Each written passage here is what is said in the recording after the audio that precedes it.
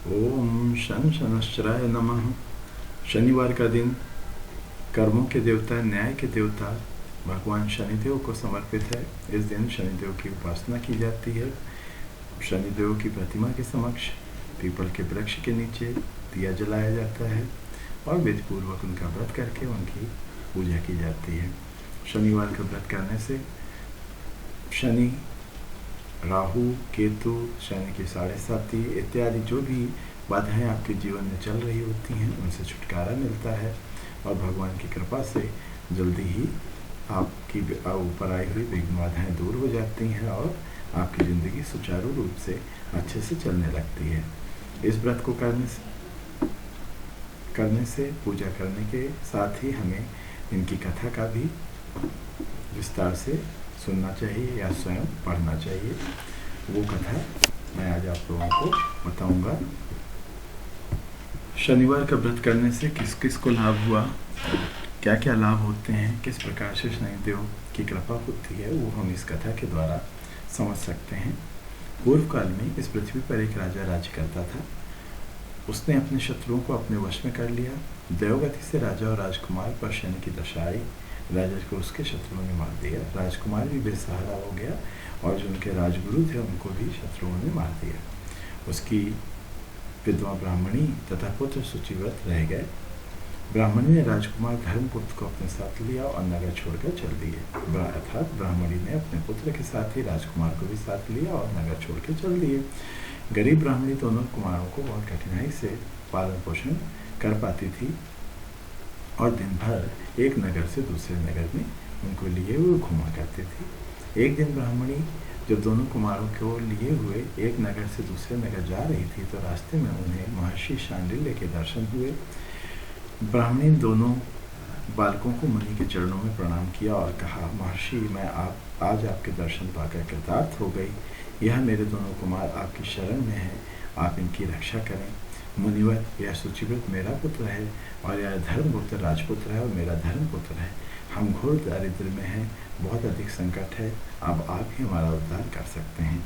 मुनि शांडिल्य ने जब ब्राह्मणी की यह बात सुनी तो बोली, देवी, तुम्हारे ऊपर शनि का प्रकोप है, अतः आप शनिवार के दिन व्रत करके भोले शंकर की आराधना किया करो, इससे तुम्हारा कल्याण होगा। शांडिल्य मुनि की ऐसी बात सुनकर ब्राह्मणी और दोनों कुमार उन्हें मुनि को प्रणाम कर शिव मंदिर चले गए। वहाँ भगवान शिव की उपासना की, शनिवार का व्रत किया और शिव जी की पूजा की। दोनों राजकुमारों को यह व्रत करते करते 4 महीने व्यतीत हो गए। एक दिन शुचिव्रत स्नान करने के लिए गया। उसके साथ राजकुमार नहीं था। कीचड़ में उसे बहुत बड़ा कलश दिखाई दिया। शुचिव्रत ने उसे उठाया और देखा तो उसमें धन था। शुचिव्रत उस कलश को लेकर घर आ गया और माँ से बोला कि माँ, देखो, शिव जी ने कलश के रूप में धन दिया है। माता ने आदेश दिया, बेटा, तुम दोनों इसको बांट लो। माँ का वचन सुनकर शुचिव्रत बहुत ही प्रसन्न हुआ और धर्मगुप्त से बोला, भैया, अपना हिस्सा ले लो। परंतु शिवभक्त राजकुमार धर्मगुप्त ने कहा, माँ, मैं हिस्सा नहीं ले सकता, क्योंकि जो कोई अपने सुकृत से कुछ भी पाता है वह उसी का भाग है और उसे आप ही भोगना चाहिए, और भगवान शिव की मुझ पर भी कभी कृपा होगी। धर्मगुप्त प्रेम और भक्ति के साथ शनि का व्रत करके पूजा करने लगा। आज्ञा से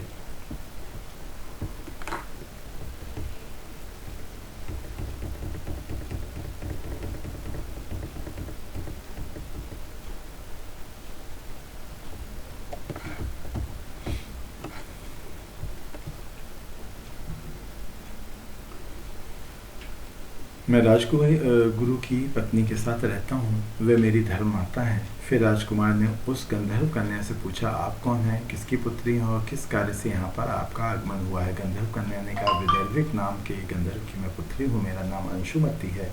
आपको आता देखकर आपसे बात करने की इच्छा हुई, इसी से मैं सखियों को अलग भेज दी कर अकेली यहाँ रह गई। गंधर्व कहते हैं कि मेरे बराबर संगीत विद्या में कोई निपुण नहीं है। भगवान शंकर ने हम दोनों पर कृपा की है, इसलिए आपको यहाँ पर भेजा है।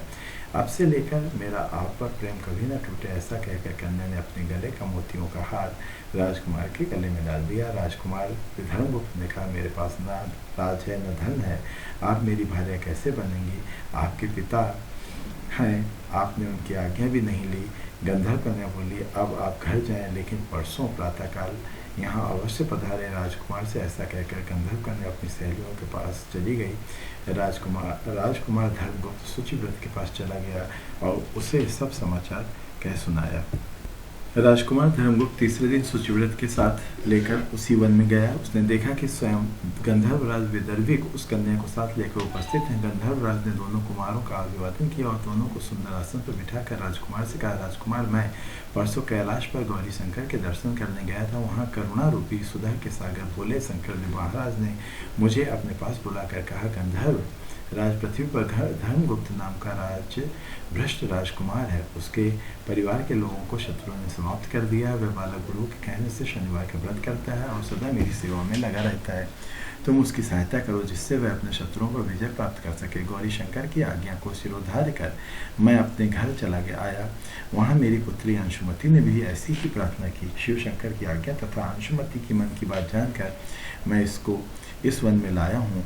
मैं इसे आपको सौंपता हूँ। मैं आपके शत्रुओं को परास्त कर आपको आपका राज दिला दूंगा। ऐसा कहकर गंधर्वराज ने अपनी कन्या का विवाह राजकुमार के साथ कर दिया तथा अंशुमति की सहेली की शादी ब्राह्मण कुमार शुचिव्रत के साथ कर दी।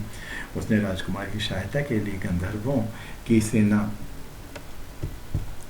सेना दी। धर्मगुप्त के शत्रुओं ने जब समाचार सुना तो उन्होंने राजकुमार की अधीनता स्वीकार कर ली और राज्य भी लौटा दिया। धर्मगुप्त सिंहासन पर बैठा। उसने अपने भाई शुचिव्रत को मंत्री नियुक्त किया। जिस ब्राह्मणी ने उसे पुत्र की तरह पाला था उसे राजमाता बनाया। इस प्रकार शनिवार के व्रत के प्रभाव से और शिव जी की कृपा से धर्मगुप्त फिर से विदर्भराज हुआ।